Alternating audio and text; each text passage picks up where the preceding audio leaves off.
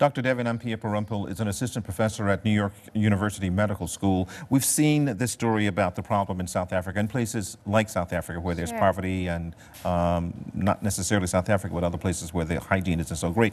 But what about globally? How big a problem are we facing with tuberculosis? Well, it's a huge problem. So if we even look at a couple years back, 2013, and look at the statistics, I mean, there's a statistic that 9 million people were affected by TB. So they were sick from it, and 1.5 million died. So that's a huge problem. We don't see that as much here, but it is something that we have to be concerned about. But then we can also think about the progress that's been made, too. So since 2000, there's an estimate from the World Health Organization that about 37 million lives have been saved just through these different advances that we've put in place.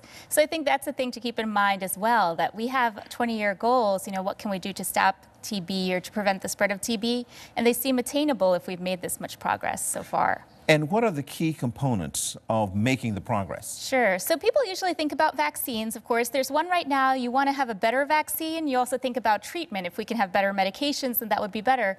But there are a lot of other things, like what you mentioned, you know, in terms of poverty, for example. If people are poor, so they're living in conditions where there's a lot of overcrowding and stuff, you know, they're much more likely to spread TB to other people. So that's one factor, just in terms of controlling the spread. Then you also think about poverty in terms of having access to medications and treatment. And then you also think about just public health measures. So in general, you know, if people are in poorer health for a variety of reasons, let's say they have HIV, they have cancer, their immune system is not as good, maybe they're malnourished, they're not going to be able to fight the TB as well. So if you can make advances in those areas, you can actually help defeat TB as well. Is the vaccine expensive?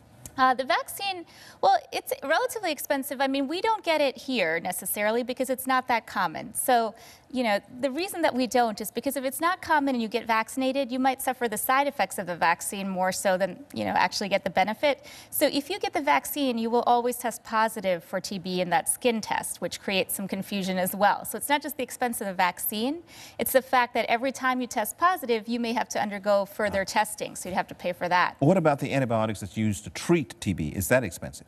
Well, relatively in these poor countries, you know, relatively, exactly. Expensive. But the issue with the antibiotics, the biggest issue with the antibiotics is actually resistance. So normally, let's say you test positive for TB. You may not actually have symptoms, but you may have been exposed and your body's having a reaction to it.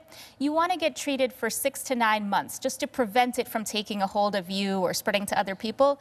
So imagine that you don't have symptoms, right? You feel fine, you're doing okay, and now you're on antibiotics that make you have some side effects. Maybe you have a stomach upset, maybe you have other kinds of problems from taking these things. To take them for 6 to 9 months is very difficult. So if these people stop taking it continuously for that time, the problem is that the bacteria then find a way to become resistant to the antibiotics. So that's actually one of the bigger problems that we're facing now.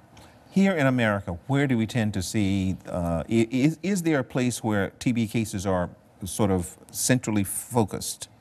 Well, it's more across specific demographics. So people who are immunocompromised, meaning their immune system's not working as well. So let's say patients with cancer, people with HIV, they're going to be more at risk. Sometimes you'll see it in people with diabetes or people who are very young or very old because maybe their immune system is also having some issues. So you'll see that. It's more probable to see it if you have a lot of overcrowding, so areas like maybe prisons or nursing homes. But generally speaking, TB is not that common.